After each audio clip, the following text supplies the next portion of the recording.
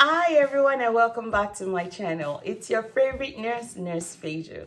Can you believe it's been a year already since I launched my Nurse Peju channel? It's amazing how time just flew by. But I'm definitely grateful for where I am today, and thank you all for joining me towards this progress.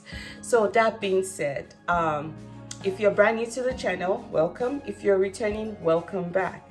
And please be sure to like, subscribe, and share. So that out of the way, even though I'm your favorite nurse, I am not your personal nurse. So whatever we discuss today, please be sure to share with your personal care provider and discuss on how it works best for you. And my first topic when I launched Nurse Peju was for the love of water. And today we're going to be loving the bitterness of bitter leaf. So bitter leaf is very, very popular in Western African, especially in Nigeria, and different tribes call it different names. In Yoruba, it's called ewuro. In Igbo, it's called onugbo. And the Hausa, they call it shawaka. I hope I pronounced that right. Please forgive me if I pronounced it wrongly. And so we're going to be talking about the benefits and possible side effects of bitter leaf. All right. Instead of the quote of the day, we're going to do Nurse Peju's prescription for the day, okay? And it goes like this. We must learn to celebrate each step that takes us towards our goal and not delay the joy with each win. Let me repeat that. We must learn to celebrate each step that takes us towards our goal and not delay the joy with each win. So for every win, there's usually a joy. But because we're so goal focused and goal oriented, we tend to underestimate that win and not celebrate it. But remember, when it comes to the journey of happiness, the journey is part of the happiness and not the destination. So I want to encourage everyone to continuously and make an intentional effort to enjoy and celebrate each win, no matter how small it is or it may seem. Because it's a win and it's taking you towards your ultimate goal, it is definitely worth celebrating, okay? And you know, with Nurse Peju, we cannot go about without talking about how things affect our psychological, physical, and emotional well-being. Remember, the goal of this channel is that we're all work in progress, working together to progress together as a healthier community. That is the ultimate goal, and that is what I'm committed to doing in this channel. All right. So what do we know about bitter leaf? The very and most obvious part, it is really, really bitter. When I was young, I will run away from anything that has to do with bitter leaf. I remember my mom saying, "Oh, I'm making some eruru." I'll be like, "Nope, I don't want it. It is bitter and I don't want anything to do it." It's interesting now that I'm older and there's a 180-degree, now I'm the one requesting and saying, "Mommy, please, I want eruru whenever it's available." Okay, so why do I want it and what has changed? Well, before we get started, you can have the bitter leaf. It's really, really medicinal. You can have it as juice, you can have it as tea, and you can have it in dishes. I strongly recommend, well, in my favorite preference is putting it in my pepper soup, because any type of broth, put it in there, it just makes it easier to drink.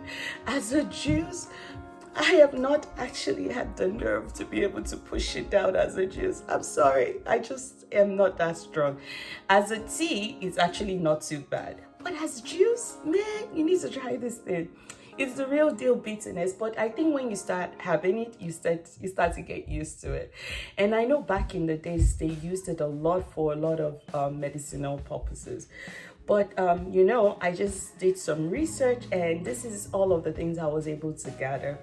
And these are some of the benefits and also side effects that we all need to know and see how we can also include it to our daily lives.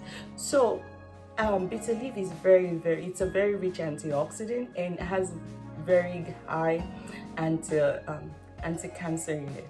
So it is really, really good. You know, antioxidants, they help boost your immune system so that you can fight against more infection and just anything that comes your way, okay? And the fact that it actually lowers your risk of cancer, that in itself already is a benefit. Like, why would you not try it, okay? And then there's the cardiovascular part of it. It helps reduce, it helps lower the blood pressure, but depending on how you take it and what your body type is, too much of it can also lead to problems. But I do know it does help lower your cholesterol. So general wise, if taken in moderation, it definitely does improve the outcome of your cardiovascular system, okay? So talking about the benefits for diabetes management, the research did show that it does decrease the level of blood sugar in A1. It does reduce A1C and blood sugar almost by 21%. That's very, very encouraging. So if you're diabetes or you have high risk of developing diabetes, I would strongly recommend that you start including this in your diet however possible, so that way you can benefit from this plant, this leaf, okay? And it's very, very good when it comes to your digestive health. It helps prevent constipation and just the general health of it too. I even found out that it actually does help with E. coli. Did you know that? I didn't know that. I thought that was just very interesting. And also, we talked about the fact that it's actually very good for your immune system. I also found that, you know, back in the day, they would actually use it to treat malaria. So it's like a cheaper, more local remedy way of dealing with malaria if you have it. I also know that it's also good for, it's very good at lowering fever. So just kind of all those little things that we don't know. My point is that any little thing that we can do daily, or with any little thing that we can do to include in our life to enhance the quality of our lives, and that is the reason why I'm sharing this with you. And I also found out that in Igbo land, they make this soup called ofi onugbo. And that soup, they give it to breastfeeding mothers, and it's actually known to help improve the production of breast milk. You know, I don't have any study or research backing this up. This is one of those old remedies and mothers in the day will talk about. But I want to believe there is some truth to it because of the way and the components of bitter leaf. So that being said, what are you going to do today, and how are you going to add bitter leaf to your life? Okay. Now, the side effect, there isn't a lot of studies showing the effects of bitter leaf in pregnant women, so I'm not going to encourage that. And definitely we don't want to give it in infants or children. I mean, we don't know. Bitter leaf can be very, very strong in its properties, so we need to be very cautious when we're introducing it in all those areas. And too much of it too can also have some adverse effects in the cardiovascular setting. So please make sure you work very closely with your care provider. And then another person that needs to avoid it is those that have liver disease or kidney disease, okay? And please watch out if you have any other allergies towards for bitter leaf. Well, that being said, I just want to encourage all of us. So remember, psychologically, now we know that the potential powers of bitter leaf. If you're in a society that you can readily get your medications for malaria, you know that you can actually make pepper soup or something for those loved ones next to you, and encourage it, and that way you're able to do something better for your community. So that is the emotional part. And the psychological part, you have the power to make a choice. And the physical part, you're healthier, your gut is healthier, your body is healthier, and it's also very good at the detox.